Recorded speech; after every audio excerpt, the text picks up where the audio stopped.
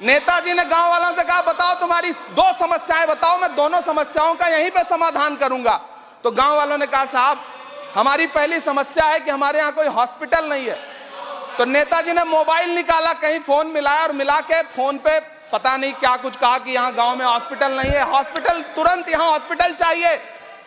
गांव वाले खुश हो गए। अगली समस्या के बारे में उन्होंने नेताजी ने गांव वालों से कहा कि मैंने आपकी पहली समस्या समाप्त कर दी, दूसरी समस्या बताओ। तो गांव वालों ने कहा साहब इस गांव में कोई भी मोबाइल का नेटवर्क ही नहीं है। ये है इनके काम करने का तरीका। प्रधानमंत्री जी की सैकड़ों बार थपथपाई गई मेज के बीच अंतरिम बजट पेश किया गया और बड़े बड़े दावे किए गए। देश ये कैसा बनाया आपने, लूट कर पैसा बनाया आपने, देखिए जलते दिए भी बुझ गए, अजब दीपक राग गाया आपने। मैम,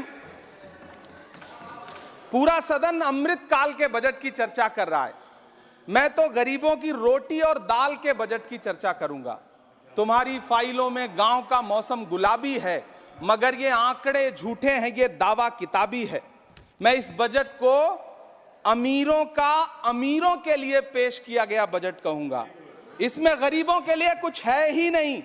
नौकरी मांगने वाले नौजवानों पर लाठियां बरसाने वालों, आपने इस बजट में युवाओं को क्या दिया? आपने पुरानी पेंशन बहाली की मांग करने वालों को क्या दिया? सालों से अपने लिए छत तलाश रहे लोगों को आपने इस बजट में क्या दिया? और फिर आपको पूरी उम्मीद है कि पूरा देश आपके इस पेश किए गए बजट पे लहालोट हो जाए, तालियां पीटे, मंगल गान गाए। कैसे संभव है? मैं सदन में खड़ा होकर के इस बजट पे चर्चा करते हुए कहना चाहता हूं कि इस बजट में फुटपाथ पर रहने वाले, छप्परों में रहने वाले, झुग्गियों में रहने वालों के लिए क्या है, उनके लिए क्या है? जो प्रधानमंत्री के किए गए वायदों की बाट जोह रहे हैं। हर साल फरवरी की खूबसूरत सुबह और सजी हुई संसद से बरसते हुए झूठे वायदों की जवाबदेही कौन तय करेगा? कौन बताएगा कि 2022 में प्रधानमंत्री जी जो सबको पक्का मकान देने वाला वायदा किए थे उसका क्या हुआ? लोगों के सरों पर छत देने वाले प्रधानमंत्री जी के जुमलों से अलग उन्हें यह क्यों नहीं दिखता कि राज्यों में बैठे हुए उनके नुमाइंदे लोगों के सरों की छतें उजाड़ रहे हैं? उत्तर प्रदेश हो, असम हो, जम्मू कश्मीर हो, मध्य प्रदेश हो, भाजपा शासित राज्यों के बुलडोजर न सिर्फ लोगों के घरों को उजाड़ रहे हैं बल्कि कुचल रहे हैं लोकतंत्र को, संविधान को, अदालतों के मेयार को। मैम, मैं आंकड़ों की बाजीगरी से अलग हट करके इस बजट पर एक बात कहना चाहता हूं। आंकड़े तो ऐसे हैं इस बजट के, ये कह रहे हैं 4 करोड़, वित्त मंत्री जी 3 करोड़ कहती हैं, प्रधानमंत्री जी 4 करोड़ कहते हैं। पहले तो आप इस झूठ में ही आपस में ही सलट लीजिए कि 4 करोड़ सही है या 3 करोड़ सही है। मैं आंकड़े तो ऐसे हैं इस बजट के मैम कि जो सुने वो बस पथराई आंखें लेकर किंग कर्तव्य विमूढ़ हो जाए। लेकिन झील में पानी बरसता है हमारे देश में, झील में पानी बरसता है हमारे देश में, खेत पानी को तरसता है हमारे देश में, जिंदगी का हाल खस्ता है हमारे देश में, दूध महंगा खून सस्ता है हमारे देश में। मैम, रोजगार, महंगाई, किसान, मनरेगा, पेट्रोल डीजल के दाम, गैस सिलेंडर के दाम, फसलों की एमएसपी की गारंटी, इन सब जन सरोकार की बातों से इस बजट का कोई लेना देना नहीं। हमारे ट्रेजरी बेंच के साथी हंगामा कर रहे हैं। मैं तो कहना चाहता हूं मैम, वो एक बार इनके एक नेता एक गांव में गए और उन्होंने गांव में कहा कि गांव वालों आओ, मैं तुम्हारी समस्याएं समाप्त करना चाहता हूं। गांव वाले इकट्ठा हो गए। नेताजी ने गांव वालों से कहा बताओ तुम्हारी दो समस्याएं बताओ, मैं दोनों समस्याओं का यहीं पे समाधान करूंगा। तो गांव वालों ने कहा साहब हमारी पहली समस्या है कि हमारे यहाँ कोई हॉस्पिटल नहीं है। तो नेताजी ने मोबाइल निकाला, कहीं फोन मिलाया और मिला के फोन पे पता नहीं क्या कुछ कहा कि यहाँ गांव में हॉस्पिटल नहीं है, हॉस्पिटल तुरंत यहाँ हॉस्पिटल चाहिए। गांव वाले खुश हो गए कि 1 मिनट में यहाँ हॉस्पिटल आ रहा है। अगली समस्या के बारे में उन्होंने नेताजी ने गांव वालों से कहा कि मैंने आपकी पहली समस्या समाप्त कर दी, दूसरी समस्या बताओ। तो गांव वालों ने कहा साहब इस गांव में कोई भी मोबाइल का नेटवर्क ही नहीं है। ये है इनके काम करने का तरीका, ये है झूठ बोलने का तरीका। इन्होंने वायदे किए बड़े बड़े, जो 10 साल के इनके वायदे हैं मैं उनके बारे में बात करूंगा। वायदों से ज्यादा इनके नारों पे बात करूंगा। पहला नारा था बहुत हुई महंगाई की मार, अब की बार मोदी सरकार। आइए इस नारे की समीक्षा करते हैं। पेट्रोल, डीजल, गैस, ये तो बड़ी बड़ी बातें हैं। आटा, चावल, दूध, दही, पनीर, छाछ, सब चीज पे जीएसटी। अरे ये फिल्में टैक्स फ्री करने वाले लोग कफन तक पर जीएसटी लगा रहे हैं और ये गरीबों की बात करते हैं। मैम, ये सरकार झूठ की सरकार है। ये सरकार के जितने दावे हैं सब खोखले हैं। आज प्रधानमंत्री जी कह रहे थे सबका साथ सबका विकास। ये कैसा सबका साथ सबका विकास है कि मौलाना आजाद नेशनल फेलोशिप आपने बंद कर दी, आपने माइनॉरिटी डिपार्टमेंट का बजट घटा दिया। आप कह रहे हैं सबका साथ सबका विकास। आप बात करते हैं बेटी बचाओ बेटी पढ़ाओ। हमारी आंखें हाथरस से लेकर कठुआ से लेकर के और देश की जंतर मंतर की सड़क वो देख रहे हैं जब हमारी ओलंपिक पदक लाने वाली बेटियों को प्रधानमंत्री की चौखट पे अपना मेडल रख देना पड़ रहा है। इससे शर्मनाक क्या हो सकता है।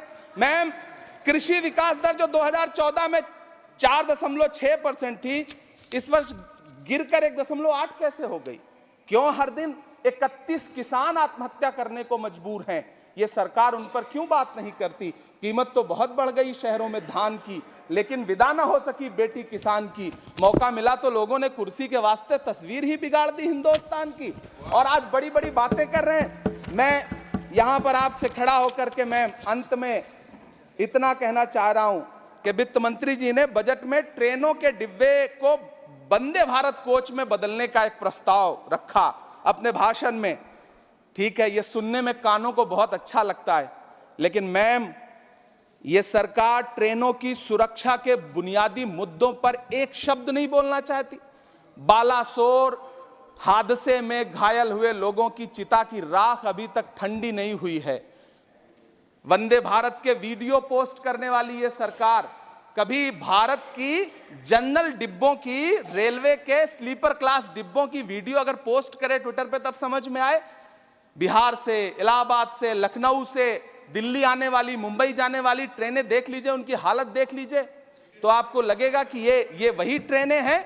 आज स्थिति ये है कि रेलवे स्टेशन तो छोड़िए, रनवे पर खाना खिला रही हैं आपकी प्राइवेट एयरलाइंस। अभी आपने जुर्माना लगाया है, नोटिस दिया है एक एयरलाइंस को। यह स्थिति आपने करके रख दी है ट्रेनों की, एयरलाइंस की।